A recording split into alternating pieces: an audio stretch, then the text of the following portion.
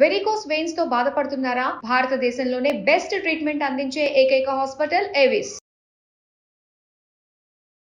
చిన్న పాపకు పెళ్లి చేశాక మేము ఎటువంటి సహాయం చేయలేదండి. కానీ పెద్ద పాప నుంచి మాకు ఎప్పుడు ఏదో ఒక ప్రాబ్లం వస్తూనే ఉంటుంది. అయితే దాని గురించి మా మధ్యన గొడవలు అయ్యి మా అల్లుడు గారు మా పాప మా దగ్గరికి రావట్లేదు, మమ్మల్ని పట్టించుకోవట్లేదు. మీరెవరని అడిగారు వాళ్ళు. ఈ ఇల్లు మాదేనండి అన్నాం. నా పేరు లక్ష్మి అని చెప్పాను. ఇది మాకు శిరీష అమ్మేశారండి, ఎప్పుడో మీరు శిరీష దగ్గర కొనుక్కున్నాం అన్నారు. ఆమె ఎలా అమ్ముతారండి, ఎన్నాళ్ళు అయింది అమ్మి అని చెప్పి 3 months అయింది అన్నారండి. మీరు నాకు రాసిచ్చారు, నేనేం చేసుకుంటే మీకు ఎందుకు అన్న. నేను ఒక్కటే మాట మాట్లాడుతున్నా, మమ్మల్ని చూసేవాళ్ళు ఎవరు లేరు. మా హస్బెండ్ హెల్త్ ప్రాబ్లం, నేను ముసలిదాన్ని. మీ ఇద్దరం ఎక్కడికి వెళ్తాం? పెద్ద కూతురుకి పెట్టిన నాళ్ళు పెట్టాం. వాళ్ళకి ఎప్పుడైతే డబ్బులు ఇవ్వట్లు మానేసాం, మాతో మాట్లాడటం మానేసి గొడవ పెట్టుకున్నారు. సో ఇప్పుడు మీరు నిలదీస్తే అలా ఎందుకు చేసావు, మాకు ఉన్న జీవనాధారం తీసేసావు, మా తదంతరం తీసుకోవాల్సింది అంటే ఏమంటుందో? అనాథాశ్రమంలో వేస్తా అన్నట్టుగా మాట్లాడారు. వీళ్ళు అమ్మాయిలు కనలేదు, వెళ్ళలు అన్నారు. అది సర్ప్రైజ్. ఆడపిల్లలు లక్ష్మీదేవులు అనుకున్నామండి మేము. విన్నాండి ఇలా మోసం చేస్తారు అనుకోలేదు. ఇప్పుడు వరకు తల్లిదండ్రులను ఎక్కువ శాతం అనాథలుగా అలా రోడ్డు మీద వదిలేసి వెళ్ళిపోయిన అబ్బాయిలనే విన్నాము. బహుశా చాలా తక్కువ సార్లు వింటూ ఉంటామేమో. నా ఇల్లుకి అవసరమైతుందని నేను దాన్ని అమ్మేశాను.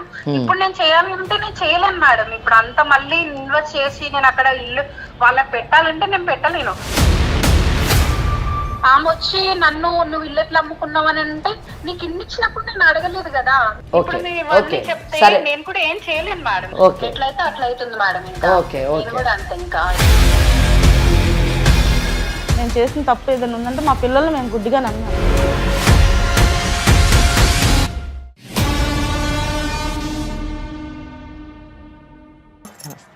మా ఇవాళ లీగల్ అడ్వైస్లో లక్ష్మి గారని పెద్ద ఆవిడ వచ్చారమ్మా. 2 ఆడపిల్లల్ని నమ్ముకొని ఆస్తంతా రాసిస్తే నన్నే రోడ్డు మీదకి నిలబెట్టారు, నిరాశ్రయులు అయిపోయాము అంటున్నారు. అసలు వాళ్ళ కథ ఏంటో, ఏం జరిగిందో తెలుసుకుందాం. తప్పకుండా. లక్ష్మి గారు నమస్తే అమ్మా. నమస్తే అమ్మా. అడ్వకేట్ గారితో వివరాలన్నీ చెప్పండి. నమస్తే అమ్మా. చెప్పండి. నా పేరు లక్ష్మి అండి. మాది హైదరాబాద్లోని కుకట్పల్లిలో నుంచి వచ్చాను నేను. అక్కడ మాకు హౌస్ ఉంది. ఆ హౌస్ కూడా మేము ఉండటానికి లేకుండా అయిపోయింది మేడం. మాకు 2 ఆడపిల్లలు ఉన్నారు. 2 ఆడపిల్లలకి పెళ్లి చేసాము. చిన్న పాపకు వచ్చేసరికి బెంగళూరు ఇచ్చాము. ఆయన సాఫ్ట్వేర్, మా అల్లుడు గారు. పెద్ద పాపని ఎల్బీ నగర్ ఉంటారు మేడం, ఆయన కూడా సాఫ్ట్వేరేను. చిన్న పాపకు పెళ్లి చేశాక మేము ఎటువంటి సహాయం చేయలేదండి. కానీ పెద్ద పాప నుంచి మాకు ఎప్పుడు ఏదో ఒక ప్రాబ్లం వస్తూనే ఉంటుంది. మేము ఎప్పుడు ఏదో ఒకటి వాళ్ళకి సహాయం చేస్తూనే ఉన్నారు మా హస్బెండ్. మేము కరోనా తర్వాత మాకు చిన్న షాప్ ఉంది మేడం, అది క్లోజ్ చేసేసాం. మా హస్బెండ్కి హెల్త్ ప్రాబ్లం వస్తే ఆ తర్వాత కూడా మా పెద్ద పాప వచ్చి మాకు మనీ ప్రాబ్లం ఉంది, మనీ హెల్ప్ చేస్తారా లేదా అని మా దగ్గరకు వచ్చి ఏడుస్తుంటే మేము చూడలేక మాకు చిన్న ల్యాండ్ ఉంటే ఆ ల్యాండ్ అమ్మేసి, నా దగ్గర ఉన్న గోల్డ్ కూడా అమ్మేసి, నా దగ్గర ఒక 10 లక్షలు క్యాష్ తీసుకుని తనకి హెల్ప్ చేసాము. ఇంత హెల్ప్ చేసినా సరే మళ్ళీ మొదటికి వచ్చింది పాప. మళ్ళీ నాకు మనీ లేవు, మీకు ఇప్పుడు ఇల్లు ఉంది కదా, ఆ ఇంటి మీద 25,000 రెంట్ వస్తుంది మేడం మాకు. మీ జీవన ఆధారం అదే? మా జీవన ఆధారం అదే మేడం. మా హస్బెండ్ ఏం పని చేయలేరు, తనకి పెడల్స్ వచ్చింది. అందుకే మా చిన్న షాప్ కూడా క్లోజ్ చేసాం. మాకు ఎటువంటి జీవనాధారం లేదు, ఆ రెంట్ల మీద మేము బతకాలి. మా పెద్ద పాప ఇప్పుడు ఏమంటుందంటే, మీకు వచ్చే 25,000 ఏం చేసుకుంటారు మీరు, 5,000 చాలు మీకు, ఆ 20,000 మాకు ఇచ్చేయమని అంటుంది. మేమేమి ఇవ్వలేము కదండి, మా దగ్గర ఇంకా ప్రాపర్టీ లేదు, లేకపోతే ఇల్లు అమ్మేయాలి, మేము ఉండాలి కదా. ఆయనకి హెల్త్ బాగా, నేను ఎక్కడ ఉంటాం ఇంకా. అయితే దాని గురించి మా మధ్యన గొడవలు అయ్యి మా అల్లుడు గారు మా పాప మా దగ్గరికి రావట్లేదు, మమ్మల్ని పట్టించుకోవట్లేదు. ఇదంతా మేము ఈ బాధ మా చిన్న కూతురు ఉన్నారు కదండి అంతా చెప్పుకున్నాము. ఆమె వాళ్ళ అక్కతో గొడవ పడింది.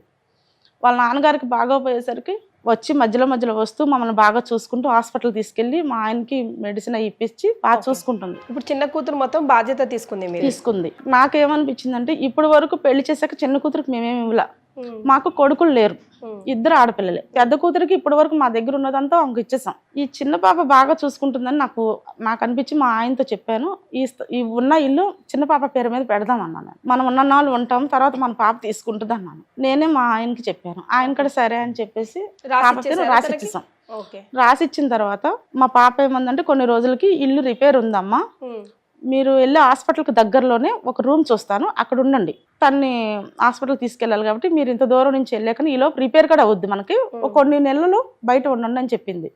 మేము ఒప్పుకుని బయట రెంట్కుంటున్నామ్మా. రెంట్కుంటూ మేము వెళ్తుంటే కొన్ని రోజుల తర్వాత తను బెంగళూరు నుంచి కాల్ చేసింది నాకు. అమ్మ మేము టికెట్లు బుక్ చేస్తాము, నాన్నగారు మీరు బెంగళూరు వచ్చేది నా దగ్గరకని. బెంగళూరు ఎందుకమ్మా, ఇప్పుడు మేము రాలేము, ఇక్కడే ఉంటాము, మా శేష జీవితం అంతా ఇక్కడే గడిచిపోద్ది అన్నాము. లేదమ్మా నేను ఇల్లు కట్టుకుంటున్నాను, మీరు వస్తే బాగుంటుంది అన్నాను. సరేనమ్మా ఇల్లు కట్టుకున్నాక కంప్లీట్ అయిన తర్వాత గృహప్రవేశానికి వస్తాము, అప్పుడు ఉంటాం కొన్ని రోజులు అన్నాం. అంటే సరే నందండి. సరే మేము ఒక రోజు మా ఆయన గారికి నాకు హాస్పిటల్ వెళ్ళి తిరిగి వస్తుంటే ఇల్లు చూడాలనిపించింది. ఆయన కష్టార్జితం కదండి, మాకు మిగిలింది అది ఒక్కటే, ఒకసారి చూడాలని చెప్పి. ఆ రెంట్లన్నీ మరి తనే తీసుకునేదా? ఇప్పటి వరకు మా చేతికి ఏమి ఇవ్వలేదండి. తనకి రాసిచ్చినప్పటి నుంచి ఇప్పుడు దాకా లేదు, మేము 6 నెలల నుంచి బయటే ఉన్నామండి. హాస్పిటల్ ఖర్చు మీ ఖర్చులంతా తనే చూసుకోండు. ఓకే. సరే ఇల్లు చూడాలనిపించి ఈయన నేను వెళ్ళాము. అయితే మేమున్న ప్లాట్ లో వేరే వాళ్ళు ఉన్నారు, ఈ రెంట్లకి ఇచ్చిన వాళ్ళు కూడా వేరే వాళ్ళు ఉన్నారు. మేము వెళ్ళి అడిగాము, ఇది మీది కాదు, మా ఇల్లు కదా, మీరు ఎవరండి ఉంటున్నారు? ఇండిపెండెంట్ హౌస్ G+3 అండి. మేము అందులో ఒక చిన్న పోర్షన్ లో ఉంటాము. అయితే మేము వెళ్ళి అడిగాము, మీరెవరని అడిగారు వాళ్ళు. ఈ ఇల్లు మాదేనండి అన్నాం. నా పేరు లక్ష్మి అని చెప్పానండి. ఇది మాకు శిరీష అమ్మేశారండి, ఎప్పుడో మీరు శిరీష దగ్గర కొనుక్కున్నాం అన్నారు. మా చిన్న పాప పేరు శిరీష అండి. ఆమె ఎలా అమ్ముతారండి, ఎన్నాళ్ళు అయింది అమ్మి అని చెప్పి 3 months అయింది అన్నారండి. మేము 1 week బ్యాక్ కూడా తనకు కాల్ చేసింది, తనే కాల్ చేసింది మమ్మల్ని, చిన్న పాప. కానీ తను మాకేమి చెప్పలేదు, చెప్పకపోతే మేము ఇద్దరు నిస్కాయ స్థితిలో ఉన్నామండి, ఏమీ చేయలేని పరిస్థితి మాది. ఎవరికి చెప్పుకుంటాము? మాకు ఇప్పుడు అడిగారా మీ అమ్మాయిని? వెంటనే కాల్ చేసామండి మేము మా పాపకి, మా చిన్నల్లుడికి మా పాపకి కాల్ చేస్తే చిన్నల్లుడు అయితే ఏమి మాట్లాడలేదు, మా పాపే మాట్లాడింది. మీరు నాకు రాసిచ్చారు, నేనేం చేసుకుంటే మీకు ఎందుకు అంది. నేను ఒక్కటే మాట మాట్లాడుతున్నా, మమ్మల్ని చూసేవాళ్ళు ఎవరు లేరు. మా హస్బెండ్ హెల్త్ ప్రాబ్లం, నేను ముసలిదాన్ని, మీ ఇద్దరం ఎక్కడికి వెళ్తాం? పెద్ద కూతురుకి పెట్టిన నాళ్ళు పెట్టాం, వాళ్ళకి ఎప్పుడైతే డబ్బులు ఇవ్వట్లు మానేసాం, మాతో మాట్లాడటం మానేసి గొడవ పెట్టుకున్నారు. చిన్నామ మాగా చూస్తుంది కదా అని మేమే పెట్టాం, మాకు ఇష్టపూర్వకంగానే పెట్టాం. మరి మా తదనంతరం తీసుకుంటే బాగుంటుంది. కానీ ఇప్పుడు ఆమె ఏమంటుంది, మీరు నా దగ్గరికి రమ్మంది, ఎలా ఉంటామండి అల్లుడి దగ్గరికి వెళ్ళి అంటే, పోనీ వెళ్ళలేకపోతే మీరు అనాథాశ్రమంలో వేస్తారన్నట్టుగా మాట్లాడారు. ఏంటండి మేము ఇంత కష్టపడి మగపిల్లలు ఉంటే అన్యాయం చేస్తారు అంటున్నారు, ఇప్పుడు ఆడపిల్లలు కూడా అన్యాయం చేయట్లేదండి. చెప్పండి ఈ విషయం మీద మీరు, దానికోసమే నేను వచ్చాను, నాకు న్యాయం చేయాలి. ఇప్పుడు ఇదంతా జరిగే ఎన్ని రోజులైంది? ఆ తర్వాత ఇప్పుడు మీరు ఉంటున్న రెంట్కి ఇల్లు, ఆ రెంట్ అదంతా ఎవరు కడుతున్నారు? ఇప్పుడు మీ హాస్పిటల్ ఖర్చు, మీ భోజనం ఖర్చు అదంతా ఎవరు? ఇప్పటి వరకు పాపే చూస్తుందా మిమ్మల్ని? 6 నెలల నుంచి తనే చూస్తుంది. సో ఇప్పుడు మీరు నిలదీస్తే అలా ఎందుకు చేసావు, మాకు ఉన్న జీవనాధారం తీసేసావు, మా తదంతరం తీసుకోవాల్సింది అంటే ఏమంటదో? మీరు నా దగ్గరికి రండి, నేనేమో ఇల్లు మాకు పెట్టమనలేదు, నాన్న మీద ప్రేమతో నేను వచ్చి చూసుకున్నాను. పెట్టిందంతా పెద్ద కూతురికి పెట్టారు. ఇప్పుడు ఇది కాకుండా ఇప్పుడు పెద్ద కూతురు వచ్చిందండి, మళ్ళీ తెలుసుకుని అద్దెలు ఇమ్మంటేనే ఇవ్వలేదు నాకు. ఇల్లు ఎలా రాసిచ్చావని, ఇల్లు చెల్లికి రాసిచ్చావని ఆమె గొడవ పడుతుంది. అంటే వీళ్ళు గొడవ పడతారు కానీ మా మొగుడు పిల్లల విషయాలు ఎవరు చూడరా? ఆ ముసలోళ్ళం అయిపోయాం కదా, అంటే మమ్మల్ని రోడ్డు మీద నుంచో పెడతారా? వీళ్ళు అమ్మాయిలు కనలేదు, విలన్లు కన్నారు. అది సర్ప్రైజ్. ఆడపిల్లలు లక్ష్మీదేవులు అనుకున్నామండి మేము, విన్నాళ్ళు ఇలా మోసం చేస్తారు అనుకోలేదు. ఇప్పుడు వరకు తల్లిదండ్రులను ఎక్కువ శాతం అనాథలుగా అలా రోడ్డు మీద వదిలేసి వెళ్ళిపోయిన అబ్బాయిలనే విన్నాము. బహుశా చాలా తక్కువ సార్లు వింటూ ఉంటామేమో. బికాస్ ఎవరైనా ఇంట్లో ఆడపిల్ల ఉంటేనే లక్ష్మి, లాస్ట్కి అట్లీస్ట్ తల్లిదండ్రులని చూసుకునేది తనే. అక్కడ తన పాడ మీద పడుకున్నా తన కోసం నిజంగా కన్నీళ్ళు కార్చేదే ఆడపిల్ల అని అంటూ ఉంటారు పెద్దవాళ్ళు, మనం చెప్తూ ఉంటాం. బట్ ఈ టిపికల్ కేస్ని మీరు ఎలా డీల్ చేస్తారు మేడం? వారు ఎవరు లక్ష్మి గారు మొదట చెప్తూ ఉన్నప్పుడు నాకు పెద్దమ్మాయే కొంచెం గొడవ మనిషి అనుకుంటాను అనుకున్నా, ట్రబుల్ వచ్చి ఉంటుంది అనుకున్నాను. తర్వాత ఏమో రెండో అమ్మాయి విషయం చెప్పినప్పుడు అబ్బా చాలా మంచిది, గొడవ ఇద్దరు కూతుళ్ళకి ఆస్తి విషయంలో గొడవ వచ్చిందేమో, వాళ్ళిద్దరు గొడవేమో అనుకున్నాను. కానీ 3rd స్టేజ్ వచ్చేసరికి అసలు తల్లిదండ్రులకే మొదటికే మోసం వచ్చింది అని వినడము చాలా ఆశ్చర్యాన్ని కలిగించింది. అయితే ఆశ్చర్యం మనకి ఇటువంటి విషయాలు కొంచెం కొత్తగా అనిపించవచ్చు, కానీ సభ్య సమాజంలో ఇవన్నీ తరచుగా జరుగుతున్నాయి కాబట్టే ఇటువంటి వారికి చట్టాలు కూడా రావడం జరిగింది. ఇటువంటి సమస్యలను తీర్చడానికి చట్టాలు, దానికి నివృత్తి, ఇవన్నీ కూడా ఉన్నాయి అని చెప్పొచ్చు. శిరీష కోణం నుంచి చూసుకుంటే వాళ్ళ బెంగళూరులో ఇల్లు కట్టుకుంటున్నానని అన్నది కదా, అవసరం అయిందేమో, నిజంగానే చూసుకుంటుందేమో, తల్లిదండ్రులను కూడా రమ్మంటుందే కదా, దగ్గర ఉండి చూసుకుంటుందేమో, ఇప్పుడు వరకు అయితే ట్రబుల్ చేయలేదు కదా, ఆ కోణంగా కూడా ఆలోచించవచ్చు. అవును, అంటే ఈ కేసుని చాలా కోణాల నుంచి పరిశీలించాలి. అంతేకాకుండా చట్టం కూడా దీంట్లోని ఏ విధంగా చట్టం టిల్ట్ అవుతుంది అన్నది కూడా మనం చూడాలి. ఏ విధంగా చట్ట పరిధిలోకి వస్తుంది అన్న విషయాన్ని మనం ఆలోచించాలి. పెద్దమ్మాయి పేరేంటండి? ప్రసన్న. ప్రసన్న. సో ప్రసన్న, శిరీష ఇద్దరు ఆడపిల్లలకి తండ్రి అయినటువంటి వారు స్వార్జితంతో సంపాదించినటువంటి ఆస్తి. అయితే ఇక్కడ వారు కేసు చెప్పినప్పుడు మీరు గమనించారు లేదో, పెద్దమ్మాయి ఎప్పుడు చూడండి ఆ అమ్మాయి వల్ల ఏదో ఒక విధంగా ఆర్థిక పరమైనటువంటి సమస్యలు వస్తూనే ఉండేవి. వాళ్ళకి ఎంత డబ్బు ఇచ్చినా కూడా సరిపోదు, ప్రతిసారి వాళ్ళు రావడము ఏదో ఒకటి వీళ్ళు ఇస్తూ ఉండడము జరిగింది. అంటే ఏంటంటే ఒక విధంగా చెప్పాలంటే పెద్దమ్మాయికి ఇచ్చినంత ఆర్థిక పరమైనటువంటి సహకారాన్ని కానివ్వండి లేదా వాటాని కానివ్వండి శిరీషకి ఇవ్వలేదు. అది మన ఫస్ట్ పాయింట్ గమనించాలి. First point.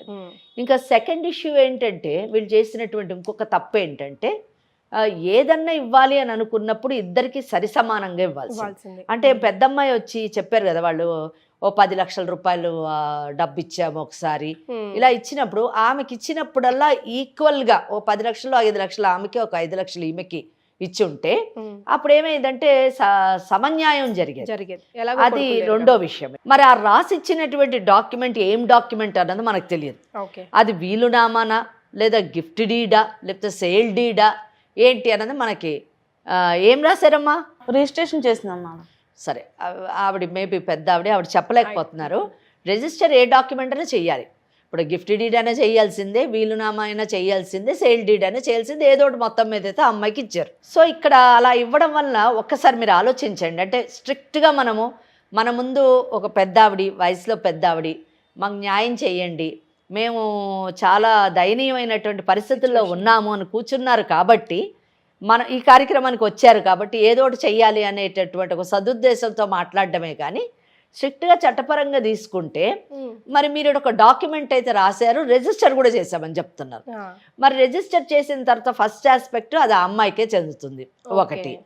రెండవది చెందకుండా ఉండాలి అని అంటే అఫ్ కోర్స్ కొన్ని చట్టాలు ఉన్నాయి. ఆ చట్టాల ప్రకారంగా మనము దాన్ని ఎలా ఇది చేయాలో తిరిగి పొందాలో అది నేను తర్వాత మాట్లాడతాను. కేవలం ఇప్పుడు వీళ్ళ గ్రీవియన్స్ ఏంటంటే మేము బ్రతికుండంగానే ఈ ఆస్తిని ఆమెకు రాసిచ్చాము, ఆమె అమ్మేసింది, మాకు ఇంకా ఆధారం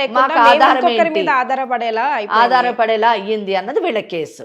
కనుక అమ్మ మరి మీరు ఎందుకు రాసిచ్చారు కదా ఆస్తిని, రాసిచ్చిన తర్వాత అది ఆమెకే చెందుతుంది కదా, శిరీషకే ఇవ్వాలని ఇచ్చారు కదా. అవును మేడం కదా, శిరీషకే ఇవ్వాలని ఇచ్చారు. ఇచ్చిన తర్వాత ఇంకా మీరు మళ్ళీ దాని గురించి మాట్లాడకూడదు కదా. మేము 1 వీక్ బ్యాక్ కూడా కాల్ చేసాం మేడం. అమ్ముతున్నాను అని ఒక్క మాట వాళ్ళ నాన్నగారికి కానీ నాకు కానీ చెప్పలేదు. ఓకే, చెప్పకపోగా మరి ఇప్పుడు వచ్చి అల్లుడి దగ్గరికి వెళ్ళి మేము అక్కడే మేము వాళ్ళ మీద ఆధారపడినట్టు ఉంటుంది కదా. అలా కాదు, అల్లుడి దగ్గరికి వెళ్ళి నిలబడాల్సిన అవసరం లేదు. ఇప్పుడు ఇక్కడ మీరు ఒక్క విషయం గమనించండి. ఇప్పుడు మీకు చెప్పలేదు కాబట్టి మేము బాధపడుతున్నాము, చెప్పలేదు కాబట్టి నేను ఇక్కడ మట్టుకు వచ్చాను అన్నది సమస్య కాదు. ఎందుకంటే ఒకసారి మీరు ఇచ్చేసిన తర్వాత అది ఆమెకే చెందుతుంది. ఆమె అమ్ముకుంటుందా, ఉంటుందా, లేకపోతే ఇంకెవరికన్నా దానం చేసుకుంటుందా అన్నది అది ఆమె ఇష్టం కదా. మీ హక్కు ఆమెకి వెళ్ళిపోయింది. అయితే ఒక్కటి, మా పెద్దమ్మాయి వచ్చి గొడవ పడుతుంది అంటే ఒక అర్థం ఉంది. ఎందుకంటే ఆమెకు కూడా అందులో వాటా రావాలి అని ఆమె కోరుకోవడంలో తప్పులేదు. కానీ మీరు రాసి ఇచ్చేసిన తర్వాత మీ రెండో కూతురు దాన్ని అమ్ముకుంది అంటే మీకు ప్రశ్నించేటటువంటి హక్కు ఎక్కడుంది? ఇంకోటి, మీరు ఇంకో మాట అన్నారు, అల్లుడి దగ్గరికి వెళ్ళి నిలబడ్డము అని అన్నారు కదా. మీరు అల్లుడి దగ్గరికి వెళ్ళి నిలబడాల్సిన అవసరం లేదు. మీకంటూ ఒక గది తీసిచ్చి దానికి రెంట్ కట్టి ఆమె అన్ని విధాలు అన్ని సదుపాయాలు ఆమె మీకు అందజేస్తున్నప్పుడు మీరు ఏ విధంగా డిప్రైవ్ అవుతున్నారు, అంటే మీకు ఏ విధంగా నష్టం కలుగుతుంది అన్నది నాకు వచ్చినటువంటి అనుమానం. ఇప్పుడు ఆ పాపకు మేము ఫోన్ చేసాం, ఇల్లు ఎందుకు అమ్మేమమ్మా, నాన్నగారు ఉన్న నాళ్ళైనా ఉంచాల్సి కదా కనీసం. అవును, మీరు ఇప్పుడు నేను రాసిచ్చాను, మీరు ఇచ్చిన డాక్యుమెంట్ లోనే అటువంటి కండిషన్ ఏమన్నా ఉంటే మీరు ఆ మాట మాట్లాడాలి. మీరు ఇచ్చేసారు అంతే. అంతే, గుడ్డిగా నమ్మాం పిల్లల్ని. అదే మేము చేసిన తప్పు ఏదైనా ఉందంటే మా పిల్లల్ని మేము గుడ్డిగా నమ్మాం. ఒకసారి మీ అమ్మాయితో మాట్లాడదామా అండి? అసలు ఆ అమ్మాయి ఏమంటుంది, ఆ అమ్మాయి ప్రాబ్లం ఏంటి? ఎందుకంటే మీరే అన్నారు కదా అక్కడ ఇల్లు కట్టుకుంది అని బెంగళూరులోని. ఆ ఇల్లు కట్టుకోవడానికి కావలసినటువంటి డబ్బుని ఈ ఇల్లు అమ్మి మరి సమకూర్చుకొని ఆ ఇల్లు కట్టిందా, మరి మిమ్మల్ని చూసుకునేటటువంటి అవకాశం ఉందా, మిమ్మల్ని ఎలా చూస్తుంది, అసలు ఎందుకు తను అలా మాట్లాడుతుంది అన్న విషయం మనం మాట్లాడితే బాగుంటుందేమో అని నేను అనుకుంటున్నాను. సో శిరీషతో ఒకసారి కాల్ మాట్లాడుతాం.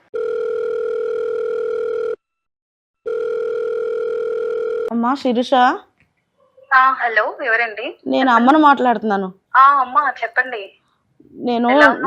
నేను బాగున్నాను, కానీ నువ్వు మాట్లాడింది అనుకో నాకు చాలా బాధ కలిగి నేను సుమన్ టీవీకి వచ్చానమ్మా. ఎందుకు, ఏమైందమ్మా? నువ్వు నిన్న నాతో ఏం మాట్లాడావు అదే చెప్పాలి. ఓకే, మనం మాట్లాడుకుందాం కదా, మళ్ళీ మీరు అక్కడికి ఎందుకు వెళ్ళారు? ఇక్కడికి రావాల్సి వచ్చేటట్టు నువ్వు మాట్లాడేవమ్మా. మేము పిల్లల్ని కన్నాము, కానీ మమ్మల్ని బాధ పెట్టే వాళ్ళని కన్నామని ఇప్పుడే తెలిసింది. కాదమ్మా, ఏదైనా ఉంటే మనం చూసుకుంటాం కదా, మీరు అక్కడి దాకా వెళ్ళాల్సిన అవసరం ఏమొచ్చింది? మేము మాట్లాడతాం కదా. ఇక్కడ దాకా వెళ్ళే పరిస్థితి, అక్కడ తేలుంటే ఇక్కడ వరకు వచ్చేవారే కాదు శిరీష. మీ నాన్నగారు ఏమీ చేయలేని పరిస్థితి, నేనే కదా మాట్లాడాలన్నా ఏం చేయాలన్నా. ఇక నా బిడ్డలు కూడా నాకు అన్యాయం చేస్తారని తెలిసి నేను మాట్లాడాలని వచ్చాను. న్యాయం జరుగుతుంది చూసుకుంటా అని చెప్పాను కదా, మళ్ళీ మీరు అక్కడికి వెళ్ళి మాట్లాడడం ఇదంతా ఎందుకు? ఒకసారి మేడంకి ఇస్తున్నాను. నువ్వు చూసుకుంటానని ఎప్పుడు చెప్పావు? దిక్కున్న చోట చెప్పుకోపో, అనాథాశ్రమంలో వేస్తా, నువ్వైతే ముందు బయలుదేరి వచ్చాయి, నువ్వు నాకు రాసిచ్చావు కదా, నేను అమ్ముకుంటా, నేను ఏమన్నా చేసుకుంటా అంటే అదంతా ఇప్పుడు నీ పిల్లలు కూడా రేపటి రోజున నేను ఇలాగే అంటే. మీరెవరండి మాట్లాడేది? నేను సుమన్ టీవీ లీగల్ అడ్వైస్ నుంచి యాంకర్ కీర్తి మాట్లాడుతున్నా. ఓకే అండి, కానీ నేను ఏమన్నా, అసలు మీకు అందంతా తెలుసా? మీరు ఏమన్నా తెలుసుకున్నారా? నేను ఏంటి సిచ్యువేషన్ లో మా అమ్మ మా నాన్నని ఫోర్స్ చేసి అది తీసుకోలేదు ల్యాండ్ అనేది. నువ్వు ఫోర్స్ చేసి తీసుకున్నావని ఇష్టపూర్తిగా ఇచ్చారు. అవునండి, ఏం చేశాను ఫోర్స్ఫుల్ గా మీరు తీసుకున్నారు, రాయించుకున్నారు అని కూడా మీ అమ్మగారు మాకు ఇక్కడ ఏం చెప్పలేదు. వాళ్ళు ఇష్టపూర్వకంగానే ఇచ్చారు. అవును, కానీ వాళ్ళ తర్వాత మీకు ఉపయోగపడాలని, కానీ వాళ్ళని రెండింట్లో పెట్టి మిమ్మల్ని నమ్ముకొని మీరు అక్కడ బెంగళూరులో ఇల్లు కట్టుకొని తర్వాత నువ్వు దిక్కున్న చోట చెప్పుకోపో, నువ్వు కావాలంటే అనాథాశ్రమంలో జాయిన్ కావు అని కాదు కదా వాళ్ళు ఇచ్చింది. అందుకే కలింది. మా మమ్మీ చెప్పిందో లేదో నాకు తెలీదు. ఏంటమ్మా? అక్క మా పేరెంట్స్ ని చూడట్లేదు, నేను చూసుకుంటానికి వాళ్ళకి హోప్స్ ఇచ్చాను. నేను చూసుకుంటున్నాను, మా డాడీని చూసుకుంటున్నాను, మా మమ్మీని చూస్తున్నాను. వాళ్ళకి ఇప్పటి వరకు ఎట్లాంటి సిచ్యువేషన్ రాకుండా నేను చూసుకున్నా. నేను ఇంత లాంగ్ లో ఉన్నా కదా, మళ్ళీ మా అమ్మ మా నాన్నని చూసుకోవడానికి ఇబ్బంది అవుతుంది అని చెప్పేసి నేనేం చేశాను, ఇక్కడికి రండి, బెంగళూరుకి వచ్చేసేయండి, నేను ఇక్కడ చూసుకుంటాను మిమ్మల్ని దగ్గర ఉండని అని నేను అన్నా. అది మా అత్తగారిని ఒప్పించి, మా హస్బెండ్ ఒప్పించి, మా అత్తగారు మమ్మల్ని ఎంత అది చేసినా గానీ నేను మా పేరెంట్స్ ని వదులుకోలేను, నా పేరెంట్స్ నా కోసం ఇంత చేసిరు అని చెప్పేసి నేను వాళ్ళకి చెప్పి వాళ్ళని కన్విన్స్ చేసి మా అమ్మ మా నాన్న తీసుకొచ్చుకొని నా దగ్గర పెట్టుకుందాం అనుకున్నా. వాళ్ళు ఏమంటున్నారు, మేము ఇక్కడే ఉంటాం అని అంటే, మీరు ఇక్కడే ఉన్నప్పుడు మళ్ళీ నేను ఎట్లా చూసుకోగలను? నేను చూసుకోలేను కదా. సరే మీరు అక్కడికి వెళ్ళండి, అనాథాశ్రమంలో ఉంటానంటే అక్కడే ఉండండి. మరి మీరు లేదు అంటారా? ఎక్కడైనా ఉంటానంటే చెప్పండి, అక్కడే ఉండండి, ఇంకా మీరు ఏమైనా చేసుకోండి అని అన్నా. నేను వాళ్ళని ఫోర్స్ చేసినట్టయితే నేను అనలే కదా. సో తన వర్షన్ కొంచెం డిఫరెంట్ గానే వినిపిస్తుంది. నెక్స్ట్ వాయిస్ మీరు అడ్వకేట్ వెంకటేశ్వరి గారితో వింటారు, తనతో మాట్లాడండి అమ్మా. శిరీష, చెప్పండి మేడం. నేను వెంకటేశ్వరి అడ్వకేట్ని మాట్లాడుతున్నాను. చెప్పండి మేడం. నమస్తే అమ్మా. మీ మదర్ వచ్చారు. వారు చెప్పడం ఏంటంటే, తన భర్త అంటే మీ నాన్నగారు సంపాదించినటువంటి ఆస్తిని మీ అక్కకి ఇవ్వకుండా మీరు చాలా బాగా చూసుకున్నారు కాబట్టి మీకు ఇష్టంతోనే ఎటువంటి ఫోర్స్ లేకుండా మీకు రాసివ్వడం జరిగింది. కానీ మేము ఆ ఆస్తిని మేము బ్రతుకున్నంత కాలము అది ఉంచి ఆ తర్వాత మా తదనంతరం ఆమె ఏం చేసుకున్నా బాగుండేది. కానీ ఆమె అమ్మేసింది. కనీసం అమ్మేటప్పుడు మాకు ఒక విషయం కూడా, ఒక్కసారి కూడా ఒక మాట కూడా చెప్పలేదు. అది మాకు చాలా బాధను కల్పించింది. అంతేకాకుండా ఎందుకమ్మా ఇలా చేసావంటే, మీ ఇష్టం అన్నది చేసుకోండి, అనాథాశ్రమంలో ఉండండి కావాలంటే అని మాట్లాడుతుంది ఆ అమ్మాయి అని చెప్పారు వారు. మీరు మాట్లాడితే మీ వర్షన్ వేరేగా ఉంది. మీరు ఏమంటున్నారంటే నేను చూసుకుంటాను అని అన్నాను. అయినా కూడా వాళ్ళు దానికి కదా మేడం. ఇప్పుడు నేను లాంగ్ డిస్టెన్స్ లో ఉన్నా మేడం, వాళ్ళ హెల్త్ బాగాలేని వాళ్ళు నా దగ్గరికి రమ్మని చెప్పిన, వాళ్ళు రాలేదు. నేను ఒక గది కూడా వాళ్ళకి సెపరేట్ గా పెడతానని చెప్పిన, అట్లా కూడా వాళ్ళు వినలేదు. వినలేనప్పుడు నేనేం చెప్తాను, ఇంత బాగా చూసుకున్నప్పుడు మీరు అక్కకి అన్ని ఇచ్చిరు, నేను వీటిలో ఎప్పుడు నేను వాళ్ళని ఇబ్బంది పెట్టలేదు. మా అమ్మ వాళ్ళు బాగుండాలి అనే ఉద్దేశంతో చూసిన. నాకు ఇచ్చిన ఒక్క ప్రాపర్టీ మా ఇల్లు, అది కూడా నాకు యూజ్ అవుతది. దాని వల్ల కొంచెం నేను ఇల్లు కట్టుకుంటే మా అమ్మ వాళ్ళు కూడా వస్తారు, ఇటు మా అత్తగారు కూడా చెప్పుకోవడానికి ఉంటదనే ఉద్దేశంతో నేను నా పేరు మీద ఇచ్చేసారు కదా అన్న హోప్ తోటి నేను దాన్ని అమ్మేయడం జరిగింది. అమ్మించినా గానీ నా ఇల్లు ఉపయోగపడింది కదా. ఒక్క నిమిషం, మీరు ఆ ఇల్లు అమ్మింది మీరు అక్కడ బెంగళూరులో ఇల్లు కట్టుకోవడానికి అమ్మారా అమ్మా? అవునండి. ఓకే. దానికోసమే తప్పించి నేను వాళ్ళని చూసుకోలేనని ఎప్పుడు చెప్పలేదు. వాళ్ళు ఇదంతా ఫోర్స్ చేసి ఇట్లా అని అంటేనే మీరు ఇష్టం, నేను రాకపోతే నేనేం చేయలేను, ఇప్పుడు అక్క చూడలేదు కాబట్టి నేను చూసుకుంటా అన్నా, మీరు ఇట్లా అంటున్నారు కదా మీ ఇష్టం, ఇంకా మీరు ఏమైనా చేసుకోండి. అంటే మేము కష్టపడి సంపాదించినటువంటి ఆస్తి పెద్ద అమ్మాయికి ఇవ్వకపోయినా రెండో అమ్మాయికి ఇచ్చాము, ఆ అమ్మాయి మంచిదని మమ్మల్ని చూసుకుందని. కానీ మేము ఉండగానే మాకు ఒక మాట కూడా చెప్పకుండా ఆస్తిని ఆమె అమ్మేసింది, మమ్మల్ని బాధ కలిగించింది మాకు అని వాళ్ళు చెప్తున్నారు. అంటే వాళ్ళ సెంటిమెంట్ని గౌరవించి లేదా వారి మీద మీకున్నటువంటి ప్రేమని దృష్టిలో పెట్టుకొని మీరు మళ్ళీ వారి గురించి ప్రత్యేకంగా ఒక ఆస్తిని ఇక్కడ హైదరాబాద్లో కొని ఇచ్చేటటువంటి అవకాశం ఉందా అండి? అట్లా ఏం చేయలేను మేడం, ఎందుకంటే మా పేరెంట్స్ నాకు ఇష్టంతో ఇచ్చారు కదా అని నా ఇల్లుకి అవసరమైతుందని నేను దాన్ని అమ్మేశాను. ఇప్పుడు నేను చేయాలి అంటే నేను చేయలేను మేడం. ఇప్పుడు అంత మళ్ళీ ఇన్వెస్ట్ చేసి నేను అక్కడ ఇల్లు వాళ్ళకి పెట్టాలంటే నేను పెట్టలేను. మీరు ఒక్కరే కాదు, మీతో పాటు మీ అక్క కూడా మీ తల్లిదండ్రులకు పుట్టినటువంటి ఆమె, మరి ఆమెకు కూడా అన్యాయం జరిగినట్టే. రావట్లేదు కదా మేడం, ఎవరు ముందుకు రావట్లేదు. ఆమె నాతోనే కూడా వేసుకుంటుంది, ఇట్లా చేసినావు అట్లా చేసినావు అని చెప్పేసి. అప్పుడు ఆమె డబ్బులు తీసుకునేటప్పుడు నేను ఎవరిని ఏమీ అడగలేదు, తనని అడగలేదు, వీళ్ళని అడగలేదు. ఇప్పుడు ఆమె వచ్చి నన్ను నువ్వు ఇల్లు ఎట్లా అమ్ముకున్నావు అని అంటే, నీకు ఇల్లు ఇచ్చినప్పుడు నేను అడగలేదు కదా, నీకు ల్యాండ్ ఇచ్చారు. నిజంగా ఇది చట్ట పరిధిలో కానీ తీసుకొని వెళితే మరి కేసు జరిగినప్పుడు చాలా విషయాలు సాక్ష్యాధారాల మీద అన్ని జరిగిన తర్వాత ఒక తీర్పు రావడం జరుగుతుంది. మరి ఆ డీప్గా వెళితే మాత్రము మీరు నేను మా అక్కకి మా తల్లిదండ్రులు అన్నీ ఇచ్చినప్పుడు నేను అడగలేదు అన్నది మీకు అగేన్స్ట్ పాయింట్ అవుతుందమ్మా. ఎందుకంటే మీరు అడగకపోవడం మీ తప్పు. అప్పుడు మీరు ఈక్వల్గా ఫైట్ చేయాల్సింది. ఆమెకు 10 లక్షలు ఇస్తే నాకు కూడా 10 లక్షలు ఇవ్వాలి కదా అని చెప్పేసి మీరు అక్కడ ఆ విషయంలో మాత్రము మీదే తప్పు.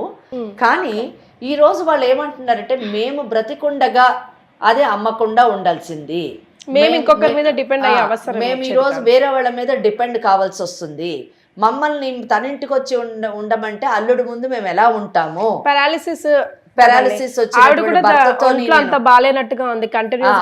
భర్తతో నేను ఎలా ఉంటాను, ఇక్కడ మేము ఒక రెంటల్ హౌస్ లో ఉండాల్సినటువంటి అవసరం ఏంటి అనేది ఇవన్నీ కూడా మీ మదరు ప్రశ్నిస్తున్నటువంటి ప్రశ్నలు. నిజానికి వీటన్నిటికి కూడా నిజం చెప్పాలంటే సమాధానం ఆ ఇల్లు ఉండడమే. కానీ ఆ ఇంటిని మీరు చెప్పకుండా అమ్మివేయడం అన్నది కొంచెం బాధ కలిగించినటువంటి విషయం. అయితే మీరు ఒక లాజికల్గా ఒక పాయింట్ అయితే చెప్తున్నారు, నాకు రాసిచ్చారు కాబట్టి నేను ఏమైనా చేసుకోవచ్చు అనే ఉద్దేశంతో నేను అమ్మాను మేడం అని అంటున్నారు. మరి అలాంటప్పుడు ఆ మాట ఒక్క మాట మీరు వాళ్ళకి చెప్పుంటే బాగుండేదేమో కదా. ఎందుకు మీరు చెప్పలేదు? ఎందుకు భయపడ్డారు చెప్పడానికంటే అంత టైం రాలేదుకుండే మేడం. నేను చెప్దాంలే, మా మమ్మీని మా డాడీని సర్ప్రైజ్ చేయాలి, ఇక్కడ ఇల్లు కట్టేసినాక ఇక్కడికి వచ్చినాక అన్ని తీరిగ్గా చెప్పుకోవచ్చులే, మాట్లాడుకోవచ్చులే అనుకున్నాం. కానీ ఇదంతా చేస్తారని నేను కూడా ఎక్స్పెక్ట్ చేయలేదు కదా. కరెక్టే, కానీ బట్ ఇదంతా మాత్రం ఒకటి మాత్రం మీరు ఎక్స్పెక్ట్ చేయాలమ్మా, మీ దగ్గరకు వచ్చి వాళ్ళు ఉండాలి అని అనుకుంటే మీ మదరు ఒక మైండ్ సెటప్ అంటే వాళ్ళు సెల్ఫ్ రెస్పెక్టెడ్ పీపుల్ అన్నది మీకు తెలుసు. మీ అక్క దగ్గరికి పోయి లేరు, ఎప్పుడు కూడా ఏ రోజు మీ ఇంటికి కూడా వచ్చిన వాళ్ళు కాదు.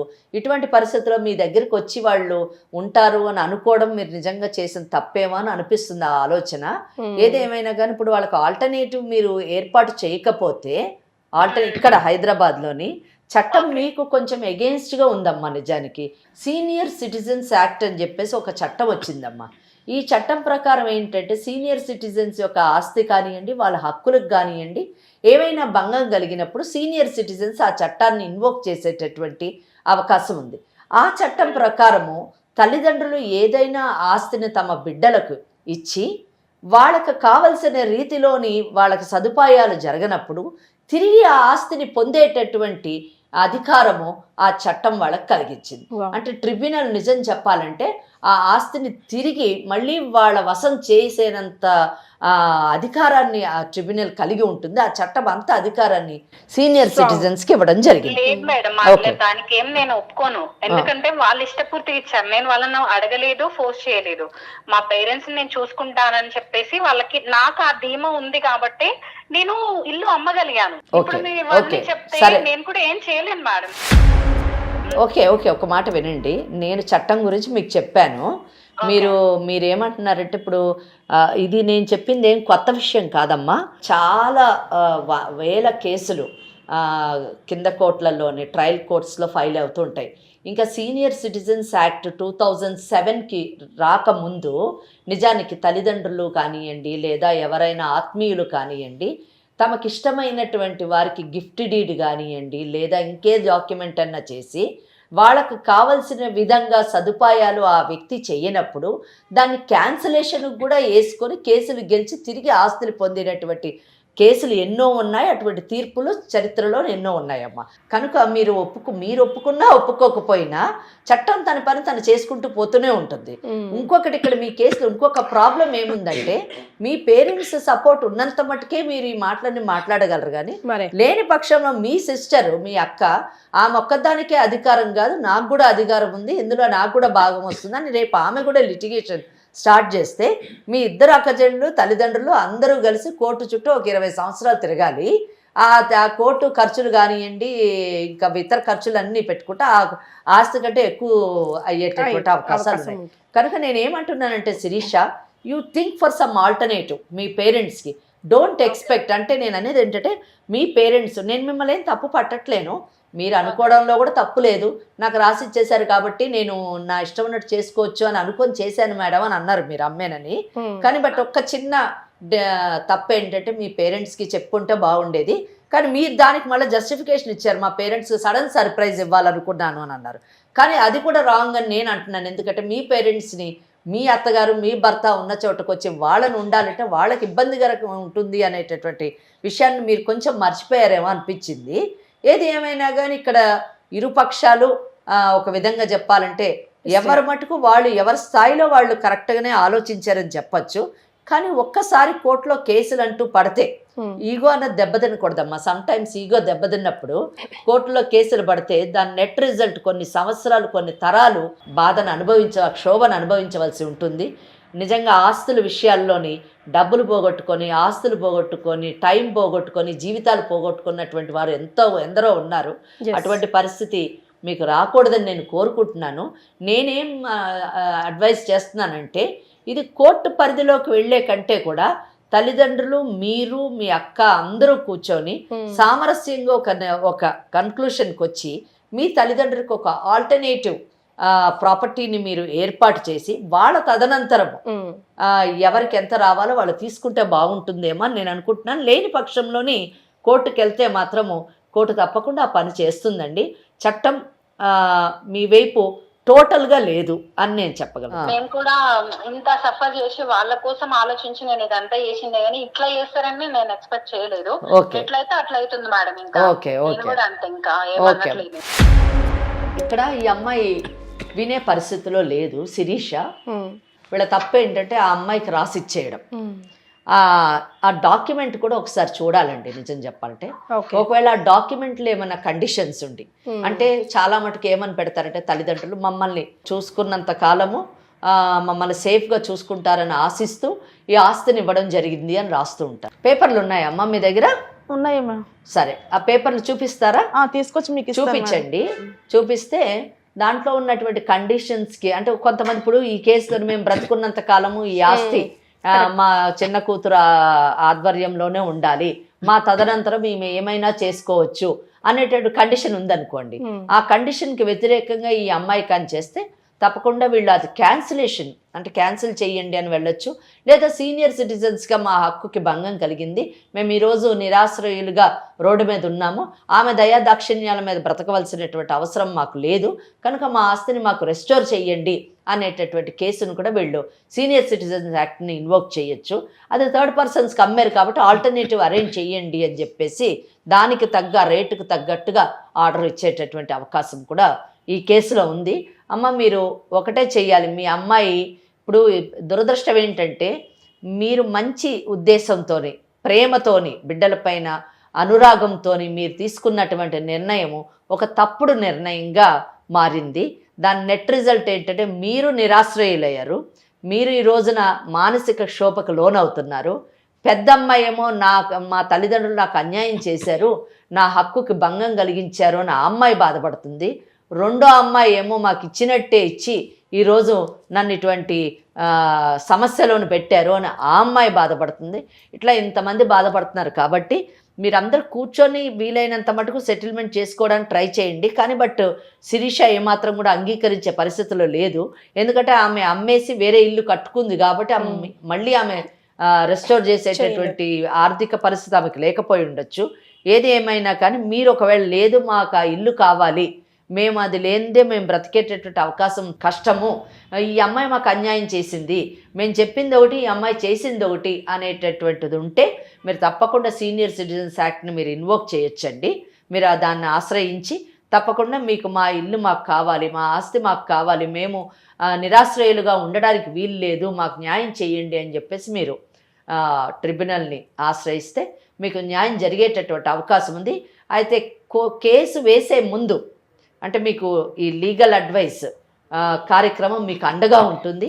ఈ కేసు కూడా లీగల్ అడ్వైస్ కార్యక్రమం ద్వారానే టేకప్ చేద్దాము. కానీ టేకప్ చేసే ముందు ఒక్కసారి మాకు ఆ డాక్యుమెంట్ చూపించండి.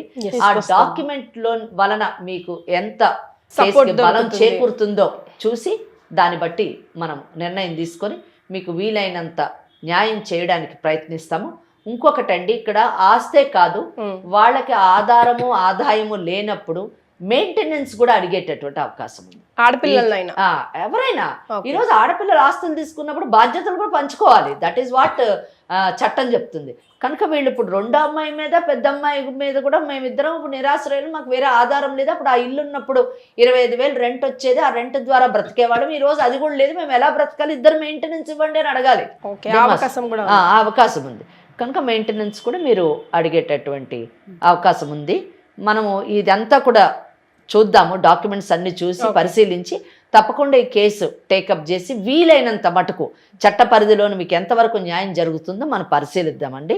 అవకాశం ఉంటే తప్పకుండా ఈ కేసు టేకప్ చేద్దాం. లక్ష్మి గారు విన్నారు కదా, కంగారు పడకండి, కొంచెం ముందు సామరస్యంగా మాట్లాడుకునే ప్రయత్నం చేయండి. మేడం గారు చెప్పినట్టుగా లేని పక్షాన డాక్యుమెంట్స్ అన్ని ఒకసారి మేడం గారికి చూపిస్తే నెక్స్ట్ ఏం చేయొచ్చో మీకు మంచి గైడ్ చేస్తారు. అలాగే